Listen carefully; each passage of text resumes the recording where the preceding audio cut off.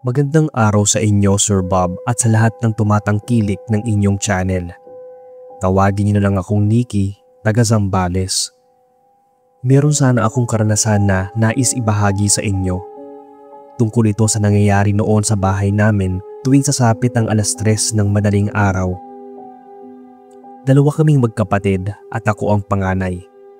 Nasa high school pa lang ako nang mangyari ito at nasa elementary naman yung kapatid ko. Yung mama ko ay may maliit na pwesto sa palengke at palaging gabi na akong umuuwi. Si papa naman, nagdadrive ng tricycle at hinihintay niya si mama kapag uwian na. Malapit lang naman ang bahay namin sa school kaya nilalakad na lang namin yon. Minsan na magkaroon ng night market sa lugar namin ay kumuha ng pwesto doon sina mama. At doon na nga nagsimula ang kababalaghan sa bahay. Sinasamahan kami noon ng tita ko na bulsong kapatid ni mama. Umaga na as sila kung umuwi simula nang magkaroon ng night market. Isang madaling araw noon, nagising kami sa isang malakas na katok.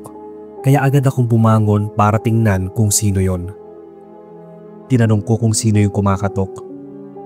Sumagot yun ng mahina at sinabing si mama daw.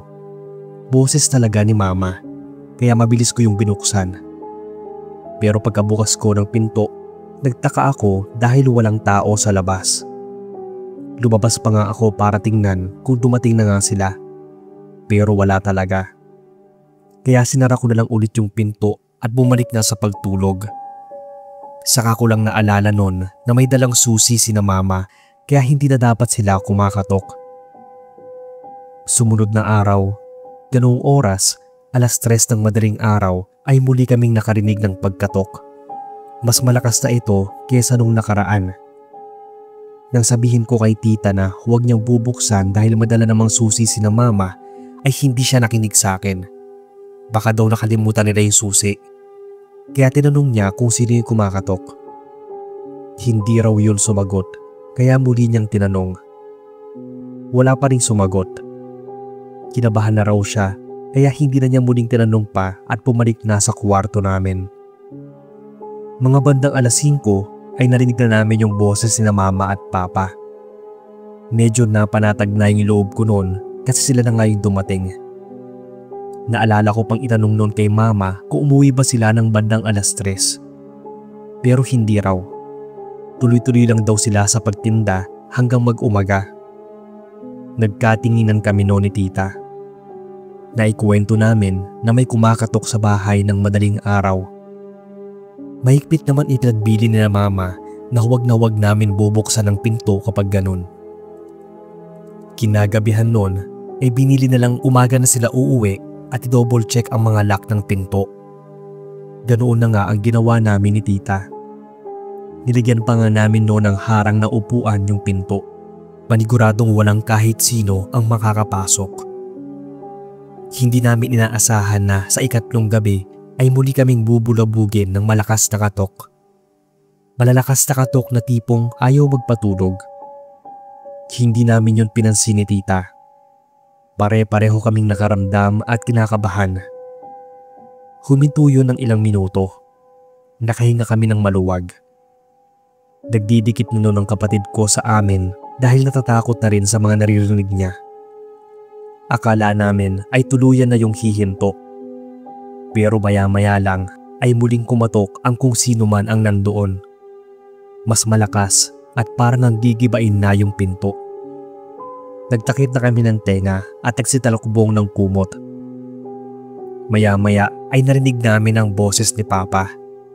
Buksan daw namin ang pinto. 3:00 pasado pa lang nun at alam namin na uumagahin sila. Pero inisip ko rin na baka maagang naubos yung mga paninda. At dahil nga may mga harang yung pinto ay baka dahil hindi nila mabuksan yun ng maayos. Lalabas na sana ako ng kwarto nang sabihin ni tita na siya na ang magbubukas. Pero medyo binagalan niya yung pagkilos at hinintay niya ulit na tumawag si papa kung siya ba talaga yon. Sabay pa kaming nagulat nang malakas ulit kumatok ang tao sa labas. Yung parang nanggigigil na. Ang lakas nun at yung boses niya nang sabihin niya na buksan ang pinto ay parang galit na galit. Napahinto sa paglalakad si tita. Bakit daw ganoon ang boses ni Papa? Parang gigil na lasing na galit. Di namin maintindihan. Sinabi ko pa nga noon na baka nadijebs na dahil minamadali niya kaming buksan ng pinto. Pero muli yung nagsalita. Medyo mahinahon na, kaya lang ay andoon pa rin yung gigil. Sumama na kami ng kapatid ko noon kay tita na lumabas ng kwarto. Dahan-dahan kami naglakad papuntang bintana kung saan makikita namin ang labas ng pintuan. Marahan kaming lumapit at doon sumilip. Habang papalapit ay naririnig namin ang boses ni Papa na paulit-ulit siya sabing buksan ng pinto. Pero hindi na kumbinsido si tita. Baka minanggagaya lang daw kay Papa. Ni hindi nga raw niya narinig yung tunog ng tricycle nito. At dahil nagdududa ay inuna muna naming sumilip noon para masiguradong si Papa nga. Pero ganoon na lang ang pangingilabot namin, Sir Bob. Habang naririnig namin na paulit-ulit yung boses na yon ay wala naman kaming makitang tao sa labas. Mabilis kaming napalayo sa bintana at paulit-ulit nagtanong si tita ng mahina sa akin kung sino yung nagsasalita. Ang sabi ko ay walang tao sa labas. Walang tricycle. Ayun na nga at nagkatakutan kami. Mabilis kami nagsibalikan sa kwarto sabay talokbong ng kumot. Wala sa aming gumagalaw at nagsasalita. Parang ang ayaw ko na rin huminga noon sa sobrang takot kasi hindi pa rin natitigil yung pagtawag at pagkatok na nasa labas ng bahay. Saka lang namin naisipang i-text si Papa. Tinanong namin siya kung siya ba yung nasa labas ng bahay. Nang sabihin niyang hindi, ay mas lalo kaming natakot. Sinabi namin sa kanya na may kumakatok at gustong pumasok ng bahay at kaboses niya yon. Reply niya na wag naming bubuksan. Alam niyo ba, natigil lang ang kababalaghan na yon nang natapos na ang night market at nang kasama na namin sina Mama sa bahay ng ganong oras. Naglagay na rin sila ng pangontra sa mga elemento o nilalang sa dilim. Malamang daw ay gusto lang nun makapasok ng bahay para manggulo. Ang tanong ko lang sa sarili kung hindi ko talaga yun napapasok. Kasi nung unang gabing nangatok yun ay binuksan ko ang pinto.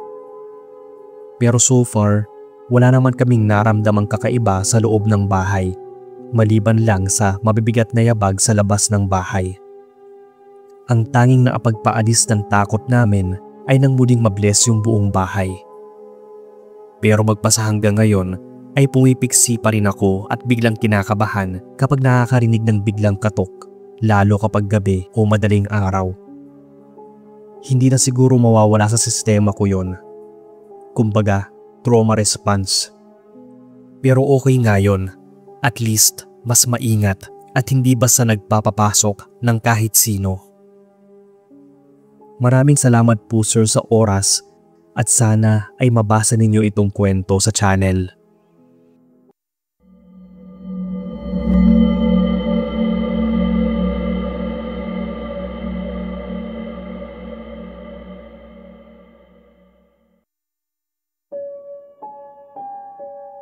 Mapagpalang araw sa inyo Sir Bob at sa lahat ng mga listeners. Tawagin na lang akong Lorena, taga Batangas. Pero lumipat kami ng asawa ko sa Imus, Cavite. Nagungupahan lang kami sa isang apartment. Wala pa kaming anak na mangyari ang karanasan na ito. Nagtatrabaho bilang gwardiya yung asawa ko at panggabi ang duty niya nun. Kaya madalas ay mag-isa lang ako kapag gabi na. Hindi naman ako gaanong natatakot dahil may ilang kapitbahay kami. Ang ginagawa ko lang kapag papatulog na ay pinapaandar ko ang TV ng kwarto hanggang sa makatulog. Nilalagay ko lang sa sleep mode. Isang gabi ay may kumatok ng malakas. Agad akong napabangon. Baka kasi asawa ko na yon at nagmamadaling pumasok. Papalapit na ako sa pinto nang hindi na natigil ang pagkatok. Nagsabi naman ako noon na sandali lang. Pero panay katok pa rin siya. Medyo nainis na nga ako. Napahiyaw pa nga ako ng sandali lang sabi, sabay bukas ng pinto. Pero takang-taka ako noon dahil pagbukas ko ay wala naman akong mabungaran. Tinawag ko pa yung pangalan niya. Nang may narinig akong tawa ng isang bata. Hinanap ko yon pero wala naman akong nakitang bata sa labas. Tsaka anong oras na rin kasi. Naapatay na ang ilaw ng mga kapitbahay namin. Naisip ko na baka may nanggugood time sa akin kaya mabilis kong sinara ang pinto. Alas 12 pasado na noon at alas 4 pa ang pinakamaagang uwi ng asawa ko. Babalik na sana ako sa pagtulog nang may biglang kumatok na naman. Sunod-sunod yon at palakas ng palakas. Mabilis akong lumapit sa pinto para masilip kung sino ang nangiinis sa akin. Nagulat ako nang makita ang isang batang naatalikod. Mabilis kong binuksan ang pinto. Mabilis din yung tumakbo palayo. Tinawag ko yung bata pero hindi ito lumingon. Hindi ko na rin naabutan dahil sumuot na yon sa madilim na bahagi ng bakuran ng kapitbahay. Kinabukasan, nagpunta ako sa kapitbahay namin para tanungin kung may kasamahan ba silang bata na gumagala sa gabi. Sinabi kong doon papunta sa bakuran nila yung bata. Siguro mga 5 taon na. Ang sabi ng kapitbahay kong yon ay walang bata sa bahay. Baka daw doon sa kabilang kapitbahay. Kaya pinuntahan ko yon para din magtanong. Pero wala daw ganoong bata na nakatira sa kanila. Sa pagkakaalam niya ay walang bata na ganoon ang edad sa area namin. Gulong-gulo ako nun. Siyempre sa ganoong oras may lalabas pang bata at manggugulo. Ilang beses na kumatok tapos tatakbo. Sa isip ko nun ay maloko naman yung batang yon. Akala ko ay titigil na yung pantitrip sa bahay. Pero sumunod na gabi ay may kumalabog na naman sa pinto ng bahay.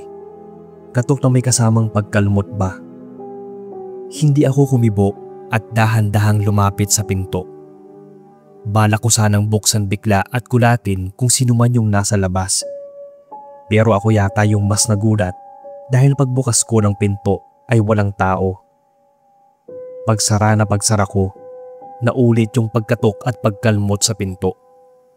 Mabilis ko yung binuksan pero wala talagang tao. Magsara ko ulit ay may biglang kumakatok na naman. Napasilip ako sa may siwang at siguradong nakita kong andoon yung bata. Nasa labas ito at nakatayo. Pero hindi yun nakaharap sa pinto kaya hindi ko makita ang itsura. Mabilis kong binuksan, Sir Bob. Pero pareho ng naunang gabi, mabilis tumakbo yung bata palayo. Hindi ko alam kung maiinis ako o matatawa sa kapilyuhan ng bata. Pero biglang sumagi sa isip ko na kung gaano siya kabilis magtago sa tuwing bubuksan ko ang pinto at wala siya. Parang imposible naman kako yon. Doon na unti-unti nagtaasan ang mga balahibo ko. Hindi na normal yung nangyayari sa akin, lalo na at isang bata ang nanggugulo sa kalagitnaan ng gabi. Sumunod na gabi ay inabangan ko ang muling pagkatok niya. Unang katok niya noon ay nagbukas ako ng ilaw. May anino akong nakita na tumagos sa ibabang siwang ng pinto. Grabe yung naramdaman kong takot nang makita ang aninong nandoon. Ang ini-expect ko ay yung bata, pero iba ang nakita ko sa ilalim ng pinto na tumagos. Parang may sungay yon at may kapayatan. Napaatras ako ng pinto at napabalik sa kwarto namin ng asawa ko. Nagsimula akong magdasal dahil sa takot na naramdaman ko. Habang nagdadasal ako noon, Sir Bob, ay panay ang katok sa may pinto. Hindi talaga ako lumapit. Hinayaan ko lang yon hanggang sa matigil. Pero habang tumatagal ay lalo akong natakot. May naririnig akong boses ng bata sa labas. Panitawa nito at nagsasabi na papasukin ko raw siya. Maawa na raw ako. Muli nitong tinalampag ang pinto. Naiiyak na nga ako nun sa takot. Hindi ako makasigaw o makahingi ng tulong nun. Takot na takot din kasi akong gumawa ng ingay dahil baka pumasok yung nilalang na yon. Ayaw pa nga maniwala ng asawa ko nang kinuwento ko sa kanya. Baka raw nananaginip lang ako, lalo at kalaliman ng gabi. Pero may nakausap akong kapitbahay na nakarinig ng pagkatok sa pinto namin. Sinilip pa nga raw niya kung sino ang may gawa nun. Pero wala naman daw siyang nakitang tao sa labas ng bahay. Hindi ko masabi sa kanila yung nakita ko dahil iniisip ko na baka walang maniwala. Ang ginawa na lang ng asawa ko para matigil ako sa mga pinagsasabi kong hindi naman niya pinaniniwalaan ay magbago ng schedule. Nalaman din namin na buntis na ako noon kaya napilitan talaga siya na mag-duty ng umaga para may kasama ako sa gabi. Natigil naman noon ang nakakalokong pagkatok. Dahil kung hindi yun huminto ay mapipilitan kaming paghanap o lumipat ng bahay. Hindi ko alam kung may history ba ang tirahan namin. Kung may namatay bang bata dito o di kaya ay may nagmumulto. Hindi ko na inalam pa dahil mas lalo lang ako natatakot.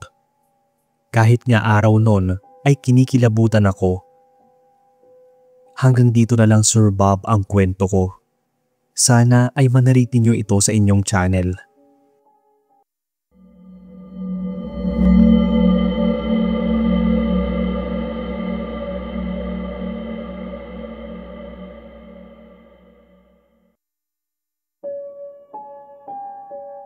Magandang gabi sa inyo Sir Bob, pati na rin sa mga listeners na tulad ko.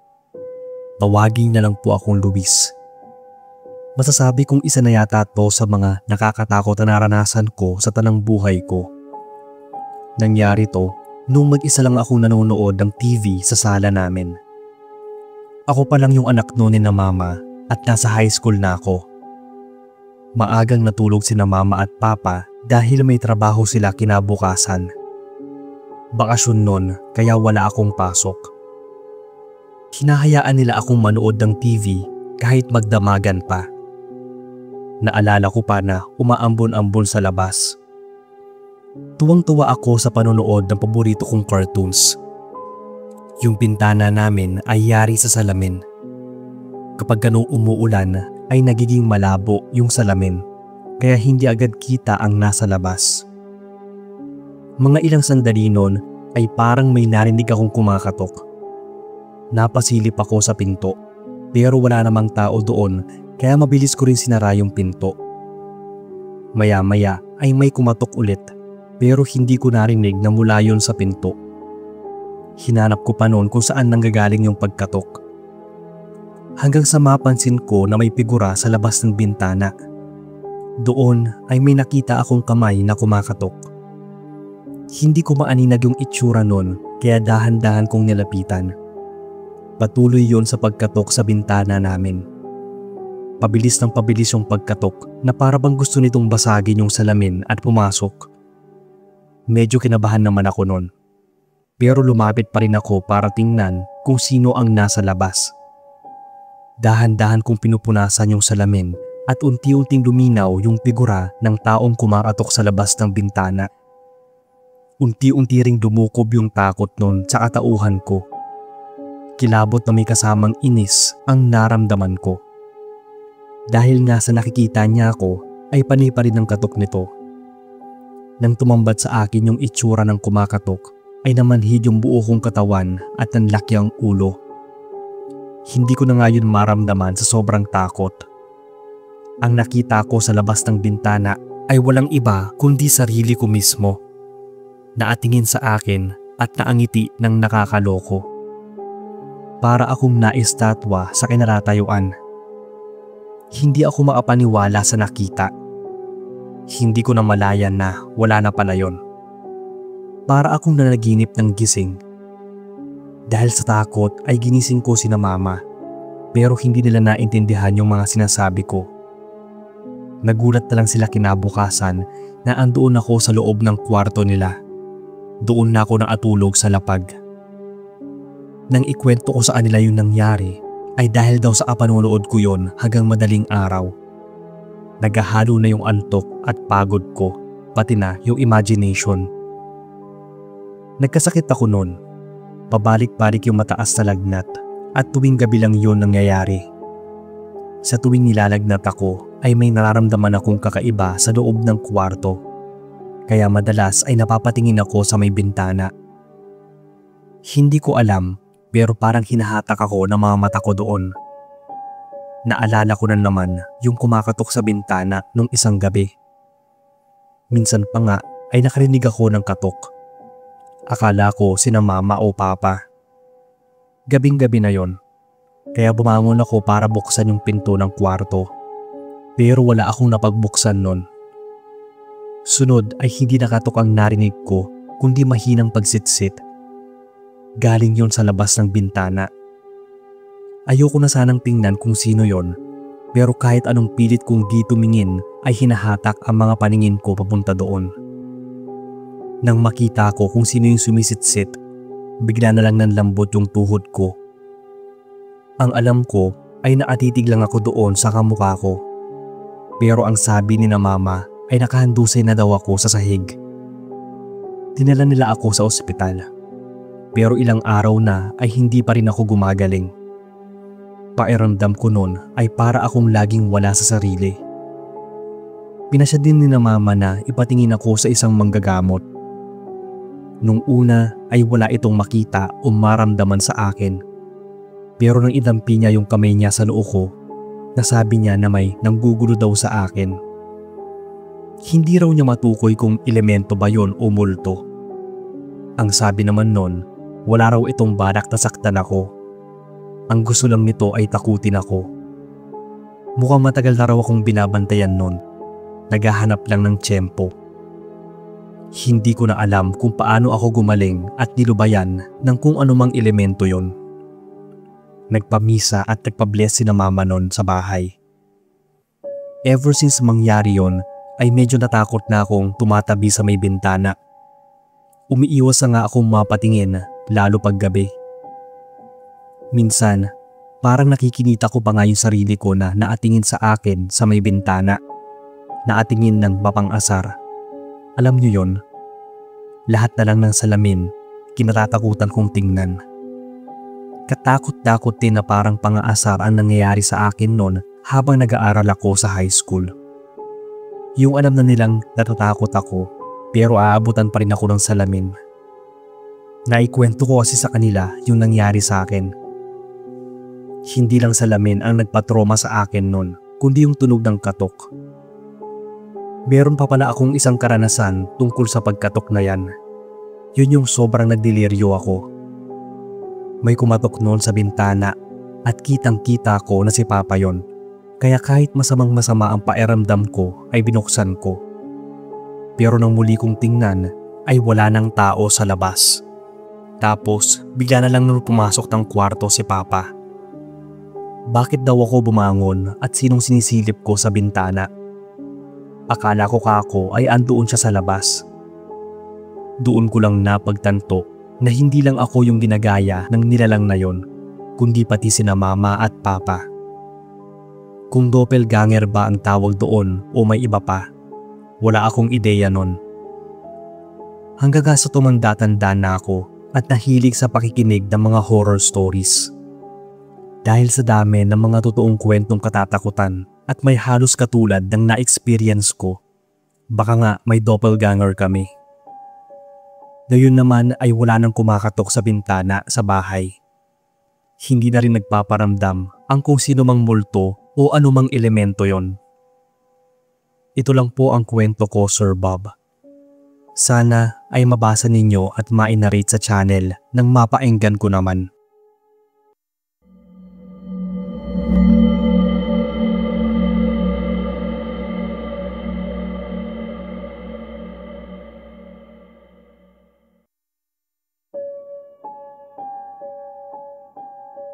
Hello sa inyo, Boss Bob, at sa lahat.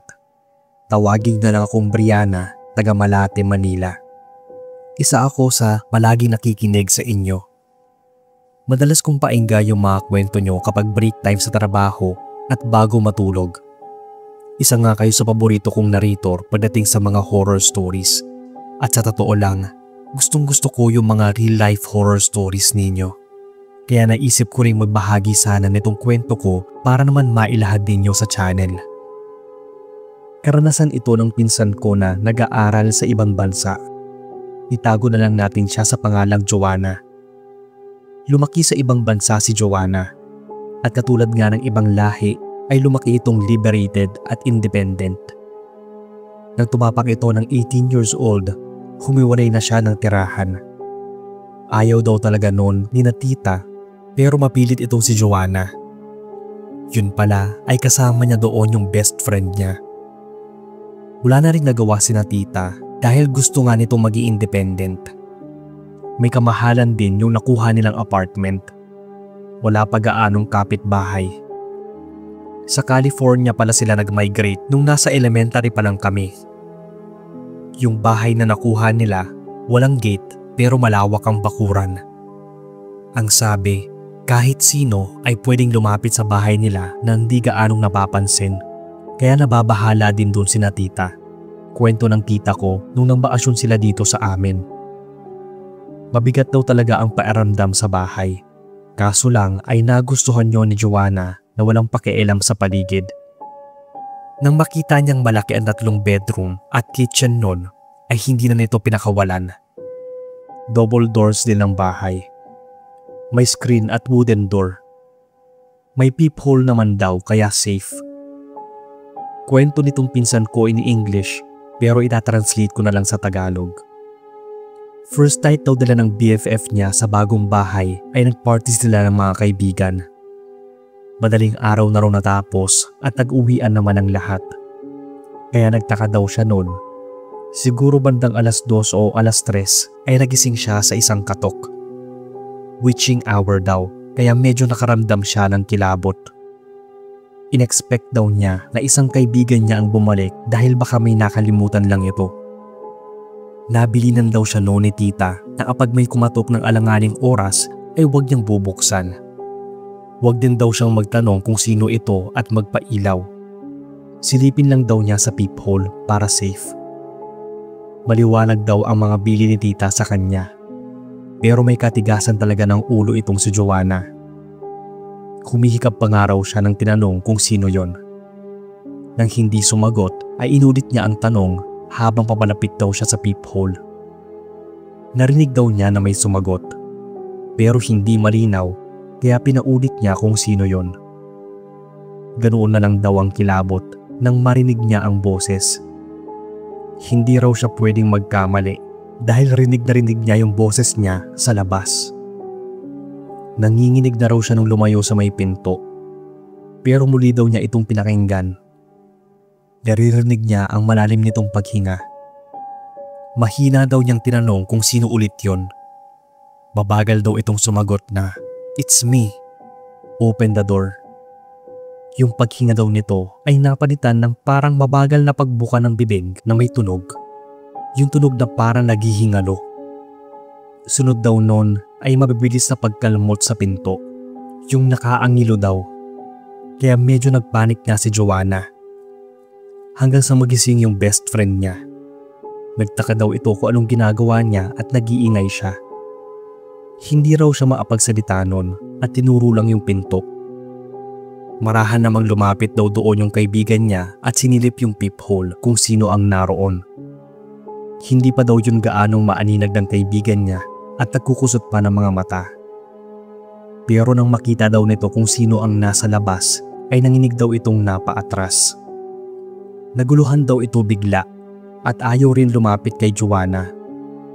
Nilapitan siya ni Joanna pero nagtatakbo daw ito papasok ng kwarto nito. Gulong-gulo naman si Joanna kung sino yung nakita ng kaibigan niya. Natakot daw kasi siyang sumilip ng peephole kaya kinatok na lang niya yung kaibigan niya. Tinanong pa daw siya nito ng, "Is that really you?" Kaya sinigurado niyang siya ang kausap nito. Nang pagbuksan siya ng pinto ng kaibigan ay nanginginig itong yumakap sa kanya. Takang-taka daw siyang tinanong kung sino raw ba yung nakita niya sa labas. Naiiyak daw nitong sinabi na, "It's you." Ngangalaw talaga si Joanna sa sobrang gulat at kilabot. Pero sinabi niyang narinig nga raw niya yung boses niya pero hindi lang siya sigurado. Kaya siya nag-iingay nun. Habang kinukwento to ni Joanna ay kinilabutan din ako. Naalala ko noon sa bahay ng lola namin sa probinsya nang minsang magbakasyon ako. May nangangatok din sa bahay nila ng madaling araw. Pagbubuksan ko sana, pero pinigilan ako ni lola. Huwag ko raw pagbubuksan, lalo kapag hindi ito nagpapakilala. Mas lalo huwag ko raw tatanungin at sasagutin. Meron daw kasing nanggagaya ng boses. At oras na pagbuksan ko raw ito, ay malaya na itong makakalabas-masok ng bahay. Ilang magkakasunod na gabi din daw yon na may pabalik-balik na kumakatok sa bahay ni lola, pero hindi namin yon pinapansin. Medyo nakakainis na rin dahil nambubulabog yon ng masarap naming tulog. Pero never naming pinansin yon hanggang sa tumigil na lang yon ng kusa. Hindi rin maapaniwala si Joanna na naka-experience din ako ng ganoon dito sa Pilipinas. Akala niya ay sa ibang bansa lang daw nangyayari ang mimic.